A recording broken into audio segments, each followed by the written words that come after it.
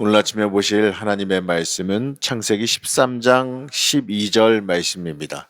아브라함은 가나안 땅에 거주하였고 롯은 그 지역의 도시들에 머물며 그 장막을 옮겨 소돔까지 이르렀더라. 아멘. 할렐루야. 오늘도 하나님이 주시는 은혜와 사랑이 있기를 축복합니다. 이 아브라함은 12장에서 이 가나안 땅에 임한 그 기근을 맞아서 이 자신의 뜻과 생각으로 이 애굽으로 이주하였다가 이 어떻게 보게 되면 굉장히 뼈저린 실패와 또 그 가운데 구원해 주시는 하나님의 구원의 손길을 체험했습니다. 자, 오늘 말씀은 이 그러한 신앙의 실패와 이 하나님의 그 구원의 은혜를 체험한 이 아브라함이 이 가족을 이끌고 다시 약속의 땅, 이 가나안의 그 베델로 돌아와서 하나님께 먼저 예배한 사실을 보여주고 있습니다. 1절에서 4절까지의 그리 길지 않은 이 짧은 말씀이지만 여기에는요, 이 굉장히 중요한 영적인 교훈이 담겨 있습니다.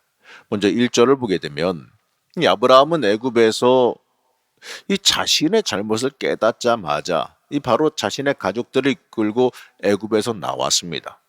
여러분, 이겁니다. 죄는 깨달으면 그 죄의 자리에서 먼저 벗어나야 하는 겁니다. 우리는 연약해서 이 때때로 죄에 넘어질 수도 있습니다. 하지만 중요한 건 말이죠. 이 넘어졌을 때 어떻게 할 것이냐 이거죠. 잠언 14장 16절 말씀을 보게 되면 이렇게 말씀하는데요. 우리 앞에 화면 보시면서 함께 합독하시겠습니다. 이 지혜로운 자는 두려워하여 악을 떠나나 어리석은 자는 방자하여 스스로 믿느니라. 맞습니다. 이 말씀에서 보게 되면 이 지혜로운 사람이 누굽니까? 바로 복받은 사람 아니겠습니까? 이 두려워하여 악을 떠나라. 이 악을 떠나는 사람, 이게 지혜로운 사람임을 잊지 말아야 됩니다. 또 오늘 말씀의 2절을 보게 되면 아브라함에게 가축과 은금이 풍부하였더라 이렇게 말합니다. 자, 아브라함이 애굽에서 나오기 전에는 기근으로 인해서 심한 어려움을 겪고 있었어요. 이 애굽에서도 이 인간적으로 처신함을 인하여서 이 자신의 생각대로 움직임을 인하여서 큰 어려움을 맞이했습니다. 하지만 하나님께서는 그 위기를 오히려 복의 기회로 바꿔주셨어요.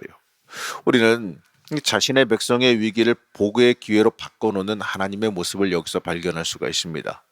우리가 이 온전히 하나님을 의지한다면 우리 인생의 위기도 복으로 바뀔 줄로 믿습니다. 이 죽음의 위기에 처했던 그 요셉을 구원하셔서 이 애굽의 총리 대신으로 만드셨던 그 사건을 기억해 보시기 바랍니다. 그렇기 때문에 우리는 위기 가운데서도 끝까지 믿고 신뢰하며 하나님 인내하며 기다릴 수 있어야 될 겁니다. 그럴 때 우리는 위기가 복으로 바뀌는 하나님의 놀라운 섭리를 만나게 됩니다. 이제 3절에서 4절 말씀을 보게 되면 이 믿음의 조상이라 불리울 만한 일이 등장하는데 바로 애굽에서 나온 그 아브라함이 곧바로 베델로 갔다라는 거예요. 이 3절에서 4절 우리 함께 합독하시겠습니다. 그가 네게부에서부터 길을 떠나 베델에 이르면 베델과 아이 사이 곧 전에 장막 쳤던 곳에 이르니 그가 처음으로 제단을 쌓은 곳이라. 그가 거기서 여호와의 이름을 불렀더라. 바로 이 자신이 이 처음 하나님의 단을 쌓았던 그 베델로 돌아가서 이 그곳에서 무너진 단을 수축하고 하나님을 예배했어요.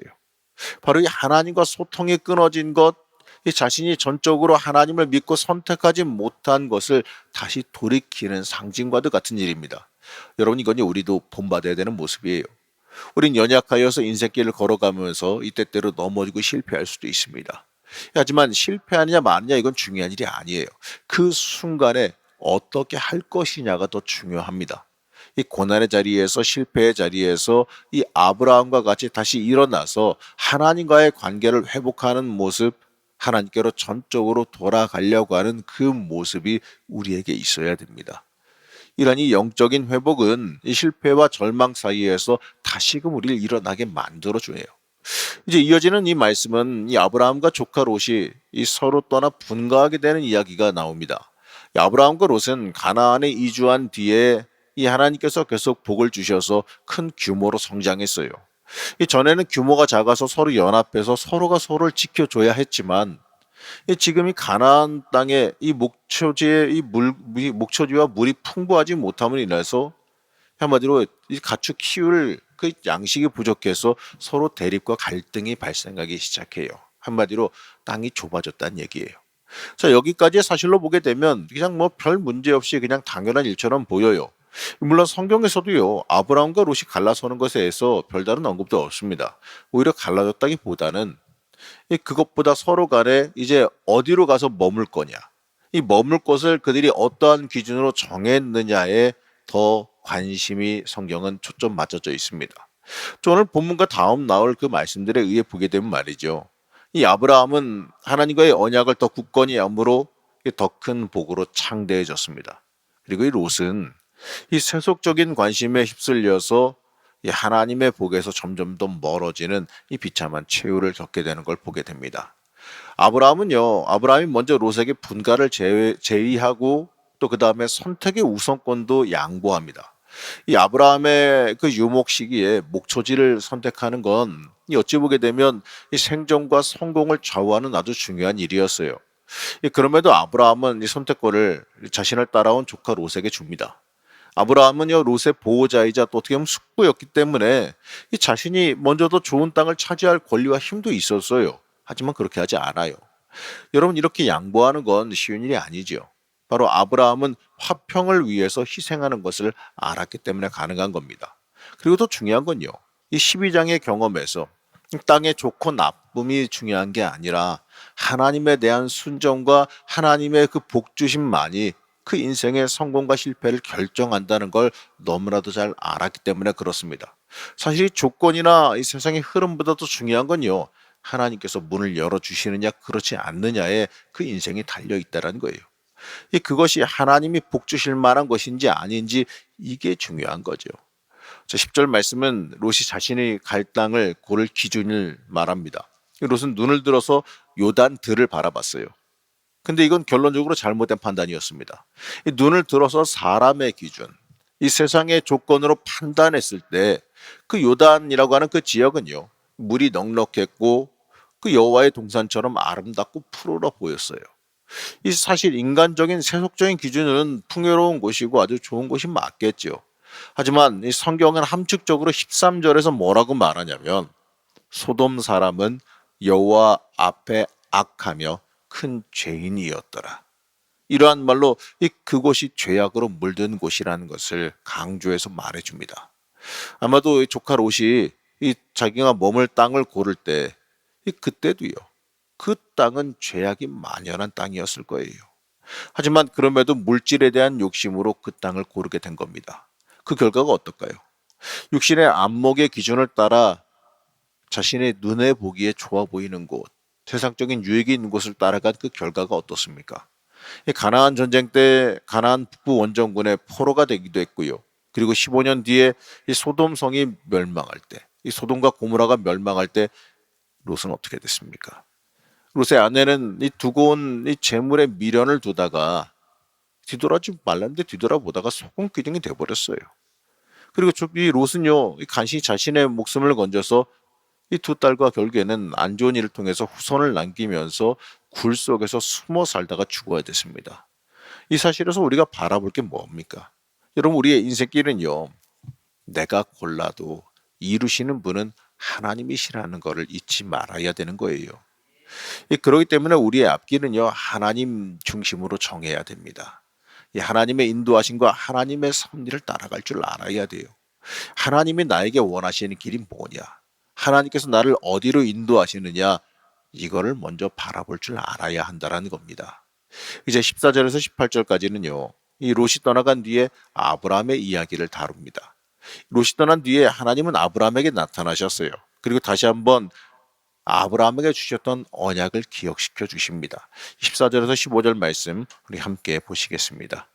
롯이 아브라함을 떠난 후에 여호와께서 아브라함에게 이르시되 너는 눈을 들어 너 있는 곳에서 북쪽과 남쪽 그리고 동쪽과 서쪽을 바라보라. 보이는 땅을 내가 너와 내 자손에게 주리니 영원히 이르리라. 아멘. 아마도요, 그때 당시 아브라함은 이 조카 롯에게 모든 좋은 걸 다 양보했어요. 자, 모든 좋은 걸 다 양보하고 조카마저 떠나고 나니까 인간적으로는요, 아마도 심한 허탈감에 빠져 있었을 수도 있습니다. 이 낯서는 가나안 땅에서 긴 세월 동안 이 어떻게 보게 되면 서로 돕고 도우면서 동반자가 돼준 그 조카 롯이 이 자신이 베푼 은혜도 잊어버리고 이 자신의 이득만을 따라서 자기 살 길을 찾아갔으니 인간적으로는 어쩌면 배신감도 들었을 거고 좀 외로움에 좀 고통스러울 수도 있습니다. 낯설은 땅에서 삭막한 광야에서 물론 이 자신의 부족이 있다고는 하지만 이 한 명의 자녀도 없이 이 아내와 사라와 단 둘이만 남은 심정이 얼마나 외로웠겠어요. 어쩌면 이 조카 롯을 갖다가 자신이 자식이 없었으니 이 자식처럼 여길 수도 있는 거잖아요. 하나님께서는요 바로 그때 나타나셔서 이 아브라함을 위로하시고 이 땅과 후손에 대한 약속으로 이 아브라함을 격려하십니다. 하나님은 이처럼요 이 환난과 어려움 가운데는 우리에게 참된 위로자가 되어 주세요. 우리가 힘들 때 외로울 때 기댈 건 하나님밖에 없다는 걸 잊지 마시기 바랍니다. 이 세상 모든 것이요 다 우리 떠난다고 할지라도요 하나님은 잊지 않고 우리와 함께 하시며 도우시며 우리 위로하시는 분이십니다. 그리고 하나님께서는 이 아브라함에게 가나안 땅을 기업으로 주시겠다는 약속과 자손을 셀 수 없을 정도로 많게 하시겠다는 약속을 하십니다. 오늘 말씀해 보게 되면 동서남북 다 둘러보리잖아요. 다 둘러보면 사실 말씀이 뭡니까? 네 눈에 보이는 건 다 너에게 주겠다. 이렇게 말씀하시지요.